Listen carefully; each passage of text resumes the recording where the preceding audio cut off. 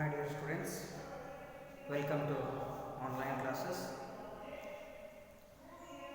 In first year PUC accountancy, we are discussing the second chapter, theory base of accounting. In this chapter, we are already discussed the topic of GAAP, basic concepts and accounting concepts. In that, we are already discussed the 6 basic accounting concepts. Already discussed the 6 basic accounting concepts. In remaining 7 concepts are discussed in today. Discussing in today. ನಾವೇನು ಮಾಡೋದಪ್ಪ ಅಂದ್ರೆ ಇನ್ನು ಉಳಿದಂಥ 7 ಪರಿಕಲ್ಪನೆಗಳೇನದಾವಲ್ಲ ಉತ್ತರ ಬದಲು ಏನು ಮಾಡೋದಪ್ಪ ಅಂದ್ರೆ ಇವತ್ತಿನ ದಿವಸ ಅಧ್ಯಯನ ಮಾಡೋದೈತಿ ಅಂತೇಳಿ ನಾವು ನೋಡ್ಬೋದು ಹೇಳ್ಬೋದು. ಇಲ್ಲಿ ಪರಿಕಲ್ಪನೆ ಒಳಗೆ ಟೋಟಲಿ 13 ಪರಿಕಲ್ಪನೆ ಅದಾವ್ರಿ. ಅದ್ರಾಗ 6 ಪರಿಕಲ್ಪನೆಗಳನ್ನು ನಾವೇನು ಮಾಡಿದ್ದೀವಿ ಮುಂಚಿತವಾಗಿ ಅಧ್ಯಯನ ಮಾಡಿದ್ದೀವಿ. ಇವತ್ತಿನ ದಿನ ಏನೈತ್ರಿ ಉಳಿದಿರುವಂಥ ಇನ್ನು 7 ಪರಿಕಲ್ಪನೆಗಳನ್ನು ಇವತ್ತಿನ ದಿನ ಏನು ಮಾಡೋದು ನಾವು ಅಧ್ಯಯನ ಮಾಡೋದೈತಿ ಅಂತೇಳಿ ಏನು ಮಾಡ್ತೀವಿ ಹೇಳ್ತೀವಿ ಅಂತೇಳಿ ಹೇಳ್ಬೋದು. ಇದರಲ್ಲಿ ಏನಪ್ಪ ಅಂದ್ರೆ ಮೊದಲು 7ನೇ ಪರಿಕಲ್ಪನೆ ಬರ್ತದ್ರಿ. ಯಾವುದಪ್ಪ ಅಂದ್ರೆ ರೆವೆನ್ಯೂ ರಿಕಗ್ನಿಷನ್ ಕಾನ್ಸೆಪ್ಟ್, ಆದಾಯ ಗುರುತಿಸುವಿಕೆಯ ಪರಿಕಲ್ಪನೆ. ಆದಾಯವನ್ನ ಗುರುತಿಸುವಿಕೆಯ ಪರಿಕಲ್ಪನೆ ಅಂತೇಳಿ ಬರ್ತದೆ ಅಂತೇಳಿ ಹೇಳ್ಬೋದು. ಈ ಆದಾಯ ಗುರುತಿಸುವಿಕೆಯ ಪರಿಕಲ್ಪನೆ ಅಂದ್ರೆ ಏನಂತ ಅಂತಂದ್ರೆ the concept of revenue recognition requires that the revenue for business transactions should be included in the accounting records only when it is realized. The concept of revenue recognition requires that the revenue for a business transaction should be included in the accounting records only when it is realized. ಅಂದ್ರೆ ಇದರ ಪ್ರಕಾರ ಹೇಳ್ತದ್ರಿ ಕಂದ ಆದಾಯ ಗುರುತಿಸುವಿಕೆಯ ಪರಿಕಲ್ಪನೆ ಏನು ಹೇಳ್ತದಪ್ಪ ಅಂದ್ರೆ ನಾವು ಆದಾಯವನ್ನು ಯಾವ ರೀತಿ ಗುರುತ ಮಾಡ್ಕೋಬೇಕಂದ್ರೆ ಒಂದ್ರಿ ಸೇಲ್ ಆಫ್ ಗೂಡ್ಸ್, ವಸ್ತುಗಳನ್ನು ಮಾರಿದಾಗ ಏನಾಗ್ತದೆ ನಮ್ಗೆ ಆದಾಯ ಬರ್ತದ್ರಿ. ಅದೊಂದು ಆದಾಯಕ್ಕೆ ಗುರುತಿಸ್ಕೊಂಡ್ರೆ ಮತ್ತೊಂದು ಏನಪ್ಪ ಅಂದ್ರೆ providing services to the customers. ನಾವು ಗ್ರಾಹಕರಿಗೆ ಸೇವೆಯನ್ನು ಕೊಟ್ಟಾಗ ಏನು ಮಾಡ್ತೀವಪ್ಪ ಅಂದ್ರೆ ನಮಗೆ ಆದಾಯಗಳು ಬರ್ತಾವು ಅಂತ ಹೇಳ್ತಾನ್ರಿ. ನಮಗೆ 2 ರೀತಿಯ ಆದಾಯಗಳು ಬರ್ತಾವ್ರಿ. ಒಮ್ಮೆ ಏನು ಬರ್ತಾವ್ರಿ ವಸ್ತುಗಳ ಮಾರಾಟ ಮಾಡಿದ ನಂತರ ಬರುವಂಥ ಆದಾಯ, ಮತ್ತೊಂದು ಏನು ಹೇಳ್ತದ್ರಿ ವಸ್ತು ಗ್ರಾಹಕರಿಗೆ ಸೇವೆಯನ್ನು ಕೊಟ್ಟಾಗ ಬರುವಂಥ ಆದಾಯ. 2 ರೀತಿಯ ಆದಾಯಗಳು ಬರ್ತಾವ್ರಿ. ಆ ಆದಾಯಗಳು ರೆವೆನ್ಯೂ ರಿಕಗ್ನಿಷನ್ ಕಾನ್ಸೆಪ್ಟ್ ಆದಾಯನ ಗುರುತಿಸೋದು ಹೆಂಗಂತ ಹೇಳ್ತೈತಪ್ಪ ಅಂದ್ರೆ ನಮಗೆ ಆದಾಯ ಯಾವಾಗ ಬಂದಿರ್ತದೋ ಅವಾಗಷ್ಟೇ ನಾವೇನು ಮಾಡ್ಬೇಕಪ್ಪ ಅಂದ್ರೆ ನಮ್ಮ ಬುಕ್ಸ್ ಆಫ್ ಅಕೌಂಟ್ಸ್ ಒಳಗೆ ಲೆಕ್ಕ ಬರಹದೊಳಗೆ ಏನು ಮಾಡ್ಬೇಕಾಗ್ತತಿ ಬರಿಬೇಕಾಗ್ತತಿ. ಅವು ಯಾವಾಗ ಬಂದಿರ್ತಾವ ಅವಾಗಷ್ಟೇ ಏನು ಮಾಡ್ಬೇಕಾಗ್ತತಿ ಹೇಳ್ತಾರೆ ಇಲ್ಲಿ ಬರಿಬೇಕಾಗ್ತತಿ ಅಂತ ಹೇಳುವಂಥ ಪರಿಕಲ್ಪನೆ ಯಾವುದೇ ಇದ್ರೆ ಅದೇನಪ್ಪ ಅಂದ್ರೆ ರೆವೆನ್ಯೂ ರಿಕಗ್ನಿಷನ್ ಕಾನ್ಸೆಪ್ಟ್ ಅಂತೇಳಿ ಹೇಳ್ತತಿ ಅಂತಂದ್ರೆ ಆದಾಯವನ್ನು ಗುರುತಿಸೋದು ಮೊದಲು ಹೇಳ್ತಾರೆ. ಯಾವ ರೀತಿ ಗುರುತಿಸೋದಪ್ಪ ಅಂದ್ರೆ ವಸ್ತುಗಳ ಮಾರಾಟ ಮಾಡಿದ ಬಳಿಕ ನಮಗೆ ಬರುವುದೇನಪ್ಪ ಅಂದ್ರೆ ಆದಾಯ ಅಂತ ತಿಳ್ಬೋದು.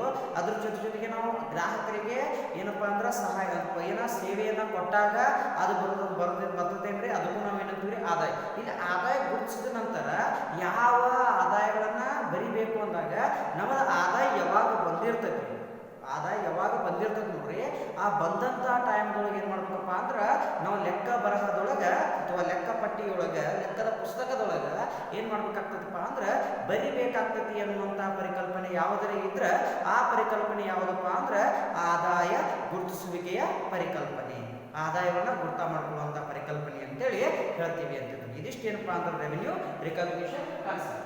ನೆಕ್ಸ್ಟ್ ಬರ್ತದ್ರಿ ಮ್ಯಾಚಿಂಗ್ ಕಾನ್ಸೆಪ್ಟ್, ಹೊಂದಾಣಿಕೆಯ ಪರಿಕಲ್ಪನೆ ಅಥವಾ ಹೊಂದಾಣಿಕೆಯ ಪರಿಕಲ್ಪನೆ ಅಂತೇಳಿ ಬರ್ತದೆ.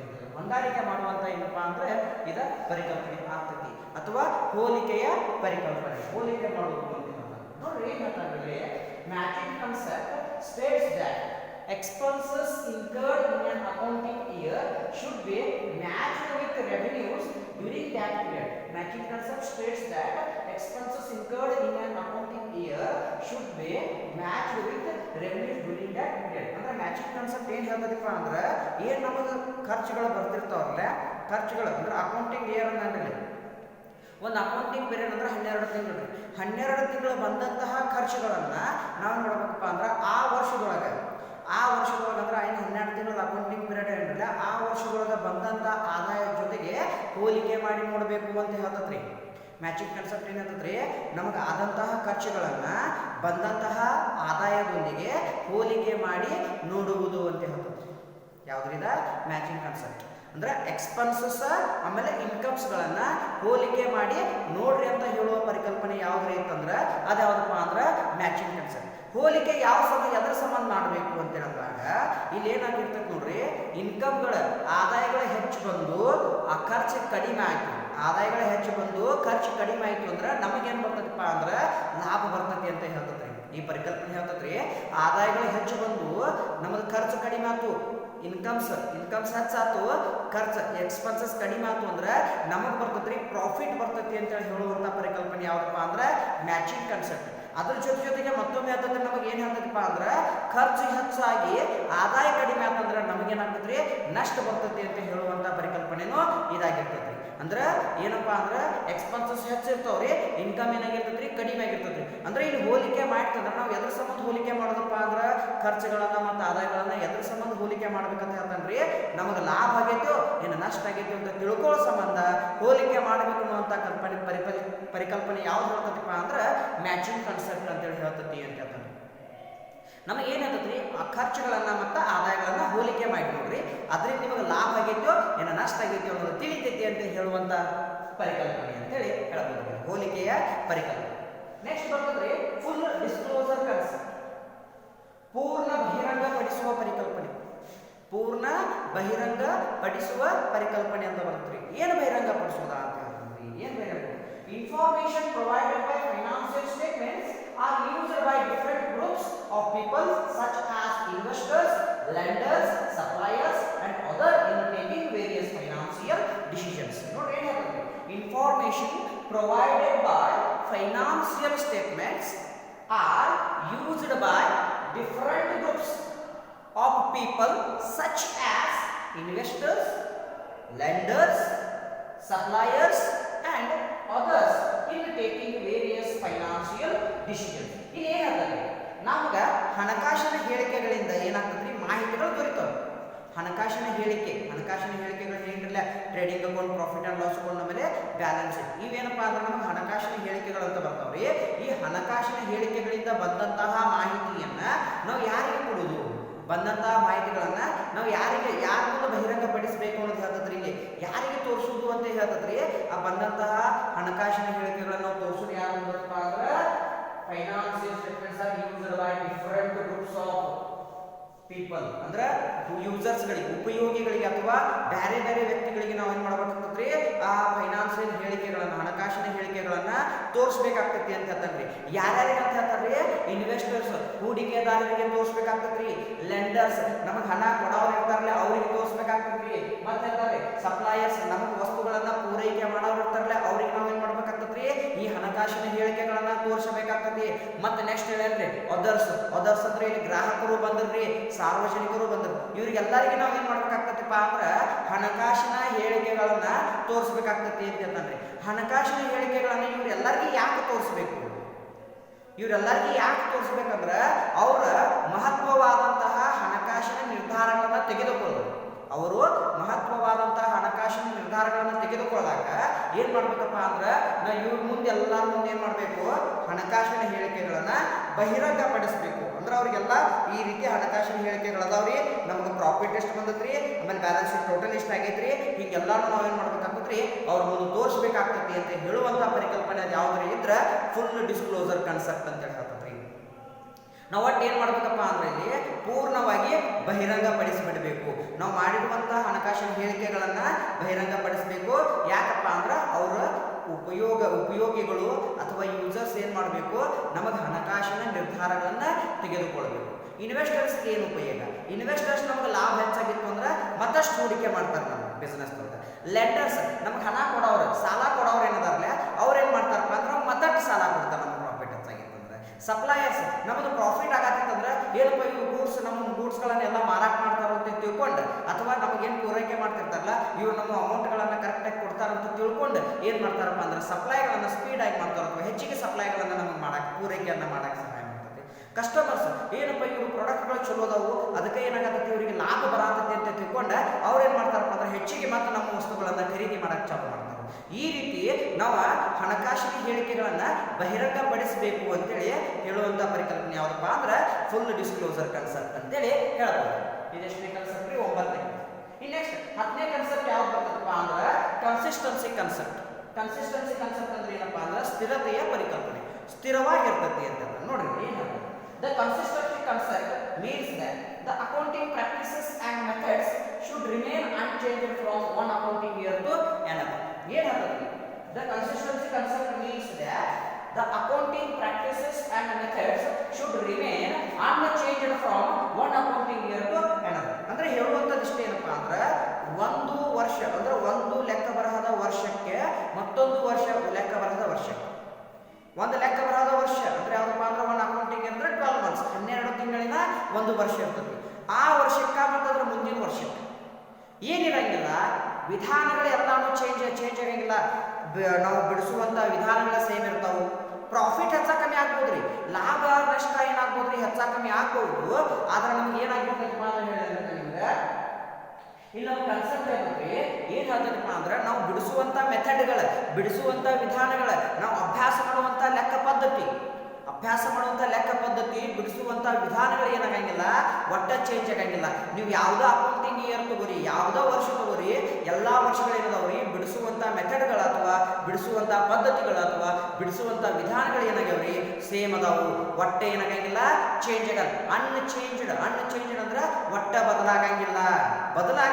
ಅವು ಏನಿರ್ತಾವ್ರಿ ಯಾವತ್ತು ನೀವು ಯಾವಾಗ ಬೇಕಾದ್ರೂ ತಗೋರಿ, ನಮ್ಮ ಪ್ರಿನ್ಸಿಪಲ್ಸ್, ನೀತಿಗಳು, ತತ್ವಗಳು ಏನಾಗಂಗಿಲ್ಲ, ಬದಲಾಗಂಗಿಲ್ಲ. ಅವು ಕಾಯಂ ಏನಿರ್ತಾವು, ಸೇಮ್ ಆಗಿರ್ತಾವು, ಸ್ಥಿರವಾಗಿರ್ತಾವು ಅಂತೇಳಿ ಹೇಳುವಂತ ಪರಿಕಲ್ಪನೆ ಯಾವ್ದಿತ್ತು ಅಂದ್ರೆ ಅದ್ಯಾವ್ರಿ ಕನ್ಸಿಸ್ಟೆನ್ಸಿ ಕನ್ಸೆಪ್ಟ್. ಇದ್ರೊಳಗೆ ಹೇಳೋದು ಇಷ್ಟ ರೀ, ನಮ್ಮ ವಿಧಾನಗಳ ಆಮೇಲೆ ಏನಪ್ಪಾ ಅಂದ್ರೆ ಪ್ರಾಕ್ಟೀಸ್, ಅಭ್ಯಾಸ ಮಾಡುವಂತ ಕ್ರಮಗಳು ಏನಾಗೋದಿಲ್ಲ, ಚೇಂಜ್ ಆಗೋದಿಲ್ಲ, ಬದಲಾಗೋದಿಲ್ಲ ಅಂತ ಹೇಳ್ತತಿ ಅಂತೇಳಿ ಹೇಳ್ಬೋದು. ಪ್ರಾಫಿಟ್ ಬದಲಾಗ್ತತಿ, ಲಾಸ್ ಬದಲಾಗ್ತತಿ ಅಂದ್ರೆ ಇದು ಒಟ್ಟ ನಮ್ಮದು ಏನಾಗೋದಿಲ್ಲ, ಮೆಥಡ್ಗಳು ಬದಲಾಗೋದಿಲ್ಲ ಅಂತ ಹೇಳುವಂತ ಪರಿಕಲ್ಪನೆ ಯಾವ್ದ್ರೆ ಇದ್ರೆ ಅದು ಕನ್ಸಿಸ್ಟೆನ್ಸಿ ಕನ್ಸೆಪ್ಟ್ ಅಂತೇಳಿ ನಾವು ಮಾಡ್ತೀವಿ, ಹೇಳ್ತೀವಿ ಅಂತ ಹೇಳ್ಬೋದು.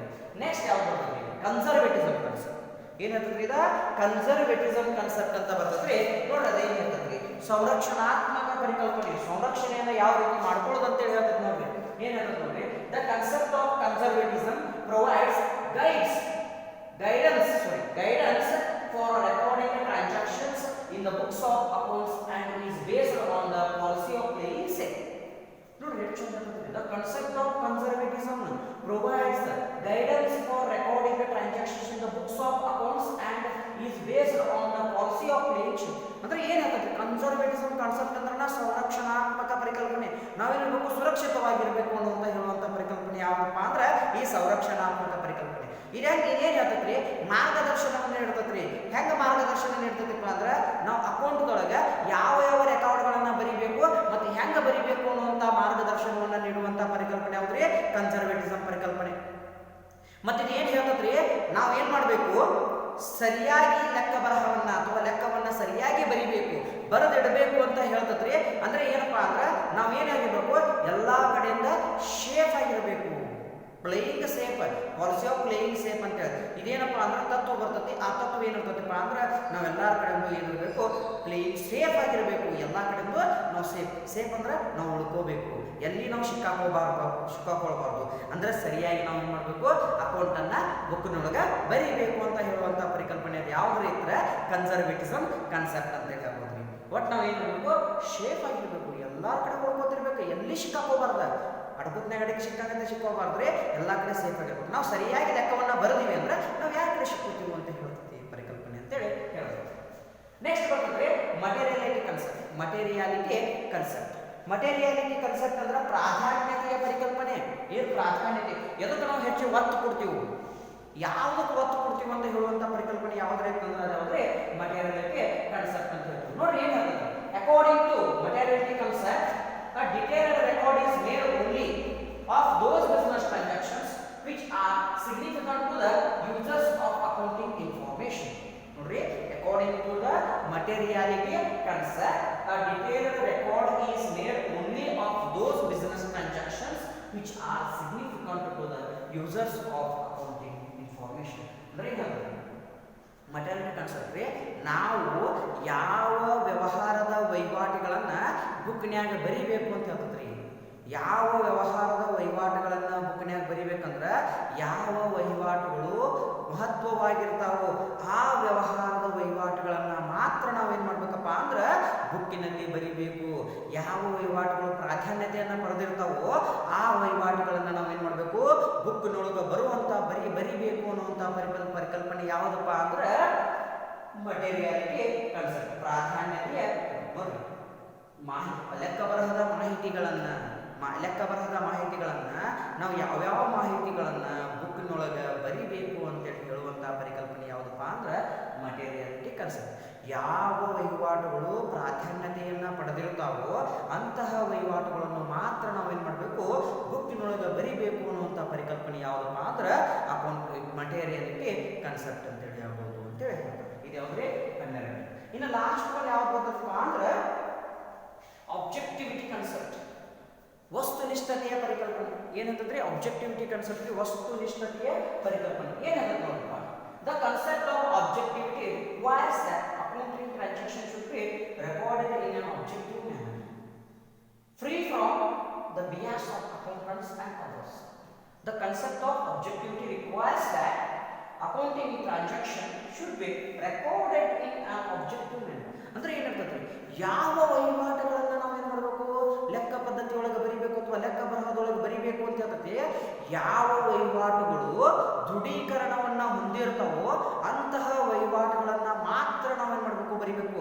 ಸಾಕ್ಷಿಯನ್ನು ಹೊಂದಿರ್ತಾವೋ, ಯಾವ ವಹಿವಾಟುಗಳು ಸಾಕ್ಷಿಯನ್ನು ಎವಿಡೆನ್ಸ್ ಅನ್ನು ಹೊಂದಿರ್ತಾವೋ ಅಂತಹ ವಹಿವಾಟುಗಳನ್ನು ಮಾತ್ರ ನಾವೇನು ಮಾಡಬೇಕು, ಬುಕ್ಕಿನೊಳಗೆ ಬರಿಬೇಕು ಅಂತ ಹೇಳುವಂಥ ಪರಿಕಲ್ಪನೆ ಯಾವುದಿದ್ರೆ ಆಬ್ಜೆಕ್ಟಿವಿಟಿ ಕನ್ಸೆಪ್ಟ್ ಅಂತ ಹೇಳ್ತಾನ್ರಿ. ಅಂದ್ರೆ ನಾವು ವಸ್ತುಗಳನ್ನು ಕೊಂಡು ತೊಗೊಂಡಿರ್ತೀವಿ, ಅದಕ್ಕೊಂದು ಏನಿರ್ಬೇಕ್ರಿ, ಇನ್ವಾಯ್ಸ್ ಇರಬೇಕು, ರೆಸಿಪ್ಟ್ ಇರಬೇಕು. ಇನ್ವಾಯ್ಸ್ ರೆಸಿಪ್ಟ್ ಏನಪ್ಪ ಅಂದ್ರೆ ದಾಖಲೆ. ನಾ ಈ ವಸ್ತುಗಳನ್ನು ಈ ದಿವಸ ಇಂಥ ತಾರೀಕಿಗೆ ಇವ್ರ ಕಡೆಯಿಂದ ಇಷ್ಟು ರೂಪಾಯಿಗೆ ವಸ್ತುಗಳನ್ನು ನಾ ಏನು ಮಾಡೀನಿ, ಖರೀದಿ ಮಾಡೀನಿ ಅಂತ ಹೇಳ್ತಿರ್ತೈತ್ರಿ. ಆ ದಾಖಲೆಗಳು ಇರಬೇಕು. ದಾಖಲೆಗಳು ಇತ್ತು ಅಥವಾ ಸಾಕ್ಷಿ ಇತ್ತಂದ್ರೆ ಅಷ್ಟೇ ಏನು ಮಾಡ್ರಿ, ಅಂಥ ವ್ಯವಹಾರದ ವಹಿವಾಟುಗಳನ್ನು ನೀವು ಬುಕ್ನ್ಯಾಗ ಬರೀರಿ ಅಂತ ಹೇಳುವಂಥ ಪರಿಕಲ್ಪನೆ ಯಾವುದಪ್ಪ ಅಂದ್ರೆ ಆಬ್ಜೆಕ್ಟಿವಿಟಿ ಕನ್ಸೆಪ್ಟ್. ಮತ್ತೇನಾಗತ್ರಿ, ಹಿಂಗೆ ನಾವು ಎವಿಡೆನ್ಸ್ ಇಟ್ಕೊಂಡು ಬರೆಯೋದ್ರಿಂದ ನಾವೇನಾಗ್ತೀವಪ್ಪ ಅಂದ್ರೆ ಅಕೌಂಟೆಂಟ್ಸ್ ಅಂದ್ರೆ ಲೆಕ್ಕ ಪರಿಶೋಧನಾ ಶಾಸ್ತ್ರ, ಲೆಕ್ಕ ತಜ್ಞರು, ಲೆಕ್ಕಶಾಸ್ತ್ರಜ್ಞರು ಅಂತ ಬರ್ತಾರಲ್ಲ ಅವ್ರ ಕಡೆಯಿಂದ ಆಮೇಲೇನಪ್ಪ ಅಂದ್ರೆ ಮತ್ತೆ ಬೇರೆದವ್ರ ಕಡೆಯಿಂದ ಏನಿರ್ತೀವಿ ಸೇಫ್ ಆಗಿ ಉಳಿತೀವಿ ಅಂತ ಹೇಳುವಂಥ ಪರಿಕಲ್ಪನೆ ಯಾವುದ್ರೆ ಇದ್ರೆ ಅದು ಆಬ್ಜೆಕ್ಟಿವಿಟಿ ಕನ್ಸೆಪ್ಟ್ ಅಂತೇಳಿ ನಾವು ಮಾಡ್ತೀವಿ, ಹೇಳ್ತೀವಿ ಅಂತ ಹೇಳ್ಬೋದು.